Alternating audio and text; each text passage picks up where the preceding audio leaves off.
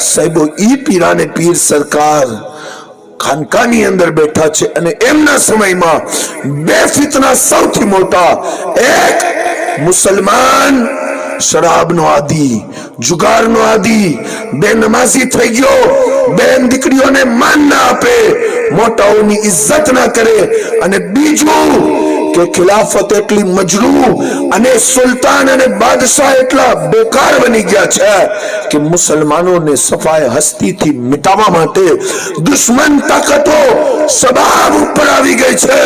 પણ સાહેબો ઇસ્લામની ધરતી ઉપર મોહમ્મદ રસૂલુલ્લાહના દીનને ઇજ્જત દેવા માટે પીરાને પીર સૈયદના શેખ અબ્દુલ કાદિર જીલાની મેદાનમાં આવ્યા. અને તમે ઓલિયા અલ્લાહના જીવનને જો સરકાર ગરીબ નવાઝ હોય કે સરકાર શાહે આલમ સરકાર હોય કે સરકાર દાવલ શાહ પીર હોય કે ગમે વલી અલ્લાહ હોય, એમણે પોતાનું ઘર મહેલ દુકાન નથી બનાવી, એમણે તો માણસોને બનાવ્યા છે. અને સાહેબો બાદશાહ વખત કદાચ મહેલ બનાવે તો કોક તાજ મહેલ બનાવે, પણ અલ્લાહ વાળા મહેલ ના બનાવે, ઈ તો માણસ બનાવે, इंसान बनावे, અને એટલા બહેતર इंसान બનાવે. અને આના પાછળ પણ ફલસફો છે. એક તાજમહેલ બીજો તાજમહેલ નહીં બનાવી લીએ, પણ એક કામિલ મુરીદ 1000 માણસોને કામિલ મુરીદ બનાવી લેશે. એક કુતુબ મિનાર પોતે બીજો કુતુબ મિનાર ના ઉભો કરી શકે, પણ એક કુતબુદ્દીન બખ્તિયાર કાકી બાબા ફરીદ બનાવી લેશે, અને એક બાબા ફરીદ એક નિઝામુદ્દીન ઓલિયા બનાવી લેશે, તો એક સાબિર અલાઉદ્દીન અલી અહેમદ કલિયરી બનાવી લેશે. ઓલિયા અલ્લાહ માણસ બનાવે, મુરીદ બનાવે, અને ઈ હુઝુર પાકના સાચા ગુલામ બનાવે. તો જાણો છો ગોસ પાકે શું બનાવ્યું છે?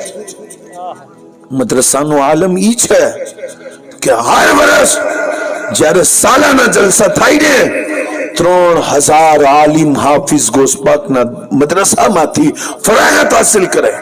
એટલા ઓલમા રૂહે જમીનને ગોસપાકે દીધા છે. પણ ખુલફા સલાતીન બાદશાહ અય્યાશીઓની અંદર ડૂબેલા છે. અને જે ઈ સમયના બાદશાહોનું હાલ પડીએ છીએ, બિલકુલ આપણી એવી જ પરિસ્થિતિ છે. ખલીફાએ વક્તને લખતા નહોતું આવડતું, ખાલી નામ લખી શકતો હતો, તાલીમ નથી એની પાસે.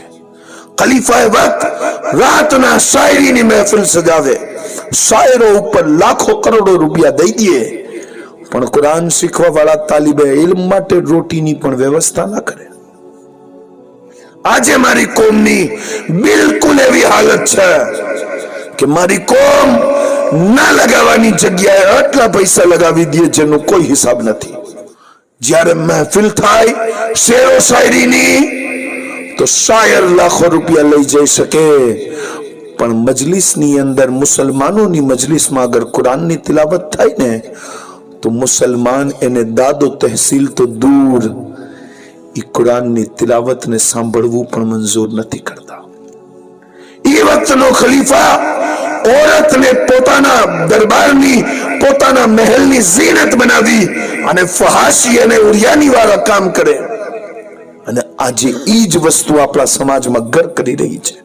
પણ સાહેબો પીરાને પીર સૈયદના શેખ અબ્દુલ કાદિર જીલાનીએ મિશન ઊંચો કર્યો, અને મુરીદીનની તાકાત અને શાગિર્દ અને ખુલફાઓની ઈ જમાત બનાવી છે. ખલીફાએ વક્ત ગોસપાકની દરબારમાં હાથ બાંધીને બેઠો છે. મારા પીર સૈયદના શેખ અબ્દુલ કાદિર જીલાનીને ખલીફા વક્ત ખરીદવા માટે અશરફીઓની ભરેલી થેલી દે છે, અને કહે છે આ હગીઓ લઈ લ્યો મારા પાસેથી, આ પૈસા લઈ લ્યો મારી પાસેથી, આ નજરાનો લઈ લ્યો મારી પાસેથી. ગોસપાક સરકારે એના પૈસાની થેલીને લીધી છે, અને સિક્કાઓને દબાવ્યાને એ થેલીમાંથી ખૂનની ધારો થઈ અને ખૂન નીકળવા લાગ્યો. ગોસપાકે કીધું એ બાદશાહ વખત હું જાણું છું આ પૈસા કેટલા ગરીબોના ખૂન નીચવી અને તે કમાવ્યા છે. અગર તું અબ્બાસી ના હોત અને તારી નિસ્બતનો મને ખ્યાલ ના હોત ને તો હું આ ખૂનની ધારને તારા મહેલની અંદર પહોંચાવી શકું છું. એ ઇન્કલાબ સાથે કે એમના મદ્રસાની અંદર જે પડવા વાળા દીકરા સમાજની અંદર બનીને આવ્યા છે ને, કોઈ મામૂલી દીકરા નથી. એ દીકરાઓને આજ દુનિયા સુલ્તાન સલાહુદ્દીન અય્યુબી કહે છે. એવા માણસો ગોસ્પાકે તાલીમના જરિયેથી પેદા કર્યા હતા. સાહેબો, આજે મારી તકરીરનો આખરી નિચોડી જ છે કે હુઝુર ગોસ્પાકનો ઈ કદી ગુલામ ના હોય જેની માં એનાથી નારાજ હોય, જેના વાલિદ એનાથી નારાજ હોય, જેના ગામની મસ્જિદ પુકારીને અલ્લાહની બારગાહમાં કહેતી હોય, મૌલા, તો મારા મહેલ્લાના માણસો મસ્જિદમાં નથી આવતા.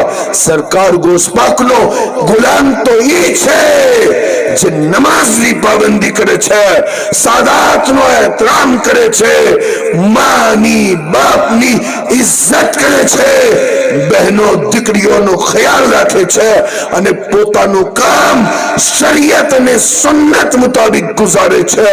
ઈ ગોસ્પાક સરકારનો સાચો ગુલામ છે. अगर आपको हजरत शकील अहमद कादरी साहब की तकरीर पसंद आती है तो इसे सभी सुन्नी मुस्लिम भाइयों तक शेयर करें और इस्लामिक प्रोग्राम की जानकारी पाने के लिए हमारे YouTube, Facebook और Instagram चैनल पर जाएं.